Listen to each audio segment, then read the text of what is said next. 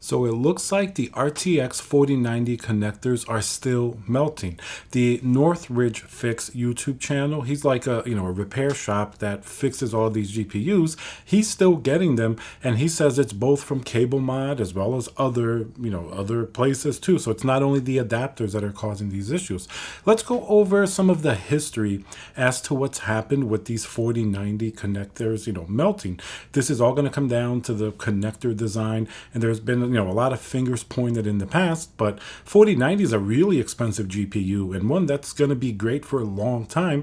So you want to know that it's going to last a long time, right? If you dropped almost $2,000 on this GPU, and even if RTX 5090 comes out, you want to know that the 4090 is still going to be working, like not even going to be competitive with the 5090, just plain working and not melting. Obviously the performance will crush 1440p, and even at 4K for like 99% of people, it's a fantastic GPU and will continue to do so after the 5090 comes out. And now let's hear a word from our sponsor, VIP-CDKdeals.com, a Windows Pro CD key. Add to cart, you put in code CC20. This will also work on Windows 11. You want to go into your settings in Windows, change and adjust your CD key, click activate, and now let's go back to the video. So let's take a little look at some of the history of these melted connectors. Remember, at first, when this happened, like not too far from when the 4090 launched, a lot of fingers were pointed at the user. People thought, oh, it's the way that you're bending the cable, or it's putting too much stress on the cable and that's melting it. And thanks to YouTubers like Gamers Nexus, and then with NVIDIA's own investigation, they kind of said it was kind of like user error because it wasn't plugged in properly. Let's look at some of the history. This article here from PC World, this is going to be from November 18th, 2022. So that's quite a long time ago. And the title, NVIDIA finally responds to the melting RTX 4090 cable controversy. So they basically going into the article. This is what NVIDIA said. We are actively investigating reports. We are aware of about 50 cases globally. A company spokesman told Gamers Nexus, they were the first ones to really delve into this issue. They figure a lot of stuff out, for consumers and stuff. It's a great channel. So the findings to the data suggest that the common issue is that the connectors are not fully plugged into the graphics card, NVIDIA told Burke from Gamers Nexus. So they're basically saying that all of these connectors were melting, and at that time they said there were only like 50 cases. They said it's basically melting because users aren't plugging in the cable deeply enough. You're not hearing that little click, you're not hearing it insert. Later on, we'll see that there were many more cases, and that's not really all of the issues that happened.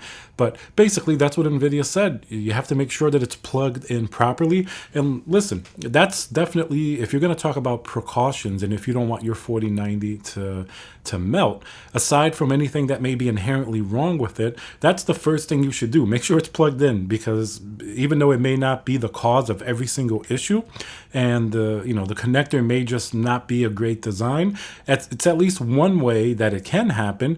And if it's not plugged in all the way, but if you plug it in, and that way you can at least remove that variable from the equation, and you're going to have like a much better time just not having your RTX 4090 cable melting. That could be one way that you eliminate it. Obviously, also not bending your cable. There are a lot of companies that were talking about bending the cable.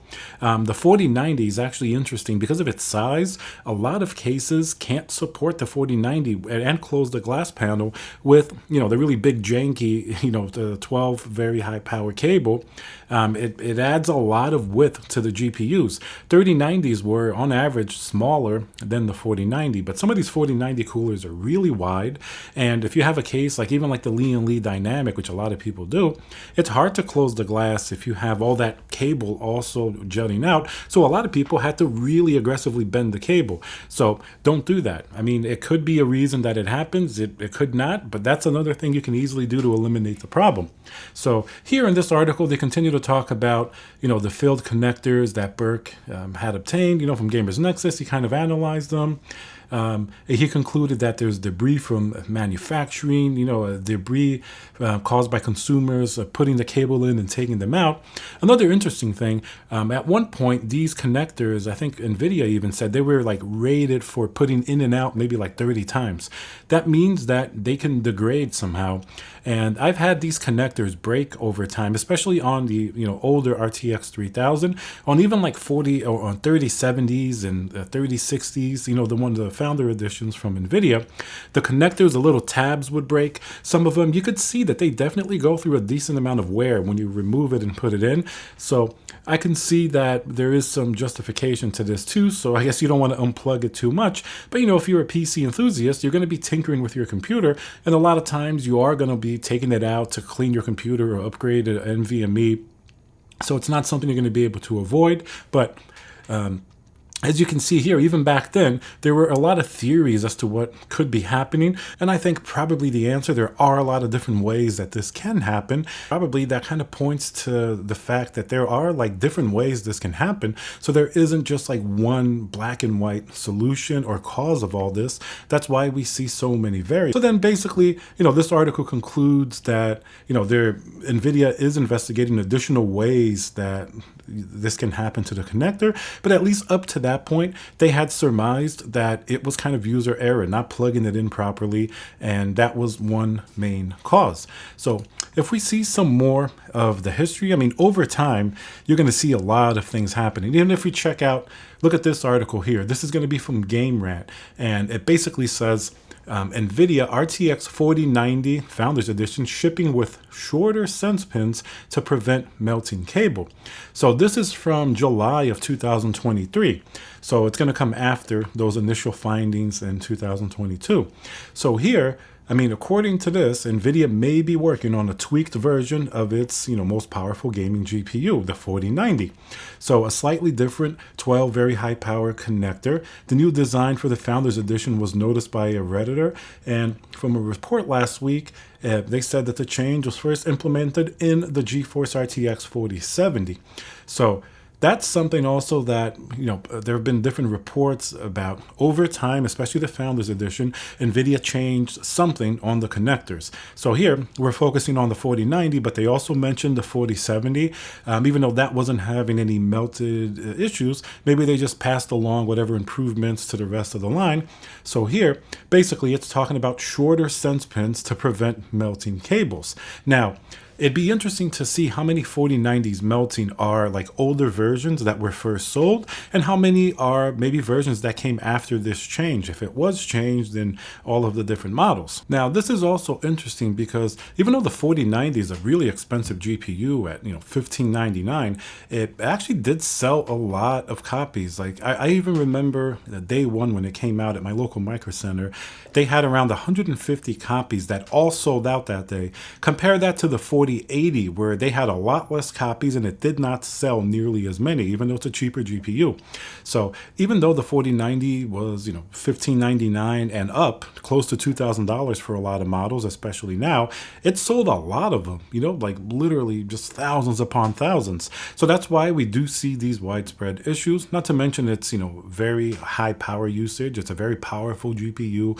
And all of these factors together probably explain why we see it happen on this GPU. There were reports on Reddit of some 4080 owners having melted connectors, but those were more sporadic. The 4090 is definitely something that we saw a lot more of. So anyway, this article here, it basically just points to some changes that were made.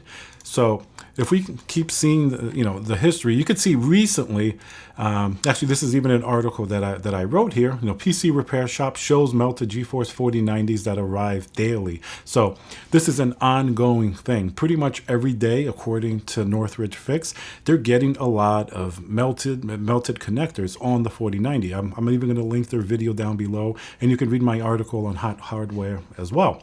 So basically, he said something very interesting as well about CableMod. Obviously, CableMod recalled its angled adapters, like in totality. They recalled all of them. So that's another thing you can do to prevent any damage to your 4090. Stop using any adapter at all. Just use the stock OEM cable, or if your power supply comes with the cable, that will work. Just use that. Use something very high quality. Don't use any cheap cables, and try to use something that you don't have to bend too much. So anyway, Northridge Fix. He said, because a lot of people also look to CableMod because let's face it, even though they make some great products, this was a really like a really major thing. They had to replace GPUs. A lot of people were blaming these connectors for the issues. Northridge Fix, who seems to be very knowledgeable and have experience, he says that, okay, does he blame CableMod, or what's his opinion on CableMod? He says CableMod makes a good product, but they built it on a bad foundation. That's the analogy that he used, like a bad house foundation. So he's basically saying the NVIDIA connector itself is basically faulty or not a good design. So it's something that even a good product may have problems with. So he kind of like uses that sort of explanation, kind of leaving CableMod not really fully to blame, because he says, let's say he had a box of like 200 GPUs. Not all of them are going to be due to the CableMod adapters. Some of them are just, other causes that have nothing to do with CableMod adapters. So he's seen enough of them that, from his opinion, that's what he feels. It'd be easy to just blame CableMod for the issues and not use the adapters, but obviously that's not enough, because it still happens with a variety of other, methods of plugging in the GPU. So if you see the video, he kind of goes over how to clean it out, fix it. So he can actually fix a lot of these melted connectors. I believe sometimes they can't completely fix the GPU. It's pretty much a throwaway because it damages too much of the product. And there were reports, of course, of like fires and actual property damage because of these melted adapters, leading up to, I think it was like $70-something thousand in damages or something like that. So, I mean, obviously, if you're dealing with something that's melting, it can spread or cause a bigger issue. Thankfully, there hasn't been anything more serious than that. But still, it shows you that this isn't something completely to be ignored, especially on a flagship GPU like the RTX 4090, which is already really expensive. I mean, it's not really acceptable on any GPU. Even a $50 GPU shouldn't have melted connectors, but especially on a $1,600 GPU, just doesn't really seem all that great. But anyway, here you can see that, it's still happening, and he doesn't fully blame CableMod. There are other reasons, and obviously CableMod seems to be doing the right thing. I mean, they recalled all of their products and they stopped selling them, as well as, I think they took care of different people that had these GPUs. They kind of covered the warranty and things like that. So that's really good news. And if you keep looking back in the history, you can see that it's just full of different articles on this issue. There's even this one here from Tweaktown: paranoid about melting NVIDIA power cables, Asus RTX 4090 ditches the cable completely. So this is one of those like cableless designs that, the GPU gets power just being connected to the motherboard. So, I mean, I guess that's a way to mitigate it, but what if the connector that's connecting to the motherboard is still faulty? So you could still have an issue. It would just be, these are very like bespoke parts that aren't really standard. So it'd be even harder to fix and probably to replace. Overall, people are just kind of scared of these type of issues. And now another interesting thing that I haven't really seen people question. So, okay, that repair shop fixes the GPU. So obviously they're not throwing it out or returning them to NVIDIA. And while it is a risky fix, who's to say that maybe the issue might not pop up? With electronics and even cars, sometimes, there's certain things like lemon laws. If something is fixed on the car, but the problem keeps coming back and it seems to not really be fixable. So what if that's going on with this GPU? Where are they showing up? Are they being returned to customers? Are they going to show up on the secondhand market somewhere? So I know that I would be a little apprehensive buying a used 4090, like anywhere on eBay or something like that, without really knowing exactly how it was used. Was it repaired once? If the repair job is really good, you may not be able to notice, and obviously you may not have a problem again. But if that GPU already melted once, like, I really don't want to take the chance on it melting again, and I'd want to buy one with the updated connector, especially considering that on the 4090, if you check the secondhand prices, you're not really getting a discount from the new GPUs. It's not something that like you're going to save $1,000 or something at this point anyway before RTX 50 series comes out. So it's something that even sometimes if you're looking for like a Founders Edition, you may end up paying more for a used one than you would for the MSRP of a new one. Like a new one, Founders Edition, if you got lucky at Best Buy or something, was like $15.99. But now, if you want to buy one on eBay, sometimes they're like $1,800, $2,000. And what if you buy one that's already been repaired and it's not disclosed to you? Does it have a higher chance of happening again? Is the repair job going to eliminate any type of issues that happen? I mean, the design is still going to be the same of the connector, right? So who knows if it can happen again given the right conditions? So that's something to kind of like think about. And you don't know, like Northridge Fix, for example, they seem to be very competent at fixing these, and you could probably say if they fix one, it's probably going to be good. But what about others that people are fixing? They're not the only repair shop that have attempted these. What if they fix it enough that it's working, but only for like a certain period of time, and then it happens again within a few months? I mean, even if you're not buying the GPU, even if you're the original owner, that's definitely something to be apprehensive about. I wouldn't want to use a melted 4090 that's been repaired because then you never know if it's going to cause power issues, if it's going to be a little bit finicky, and you're going to be paranoid about it. And you can imagine those people are going to want to sell the GPU back onto the market, and not everybody's going to disclose that it's been repaired because people then are going to have the same feeling. So that's certainly something, to really think about. It's not an easy repair. You need a certain amount of skill to be able to properly repair it. And if NVIDIA took a while to even figure out what was going on, and it's still kind of like shaky exactly what the cause is, who knows if most repair places are going to be completely competent to repair it. In this article here from PC Games, they even point something else out. The process of repairing the GPU itself, it can be kind of bad for the health of the person repairing it. You have to have the proper masks and protection. This is something that they said there's a lot of smell, and of course there's going to be a lot of just like secondhand stuff coming from the GPU as you repair whatever was burnt and something like that. There could be things released into the air. So that's something interesting to look at from the perspective of somebody repairing it. Here, the quote is, Northridge Fix claims that the smell of a burnt connection is that of like fireworks times 10.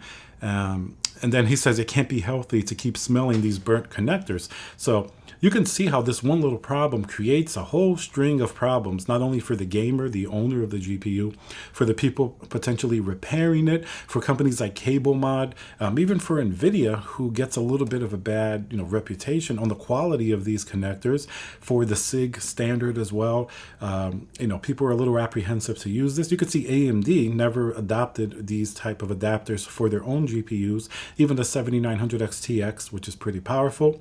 NVIDIA, chose to use these adapters, and they continue to do so. Probably will do so with RTX 50, even though there are those changes that we hopefully can expect not to have these problems anymore. I'm sure NVIDIA has to have had its engineers take a close look at this problem, because obviously they don't want returns and damaged GPUs and things like that, and they have more than enough resources to take care of this issue, especially considering that a lot of the technology is tied with AI and their data center GPUs, which make a lot of income for them, a lot of revenue, so that way they have money to put into R&D and to put into engineering and things like that. So hopefully this problem goes away, but compared to the looking at the people that are actually receiving these GPUs to repair, like Northridge Fix, it looks like it's still a problem. They're getting daily GPUs. So all we can say is just keep watching your 4090 and make sure that there aren't any issues. Take those precautions, don't bend your cable, don't use adapters, keep it as safe as you can, and just hope nothing happens. So we'll see what happens. Let me know down below if you had any of these issues before. Remember to subscribe, and I'll see you guys on the next video.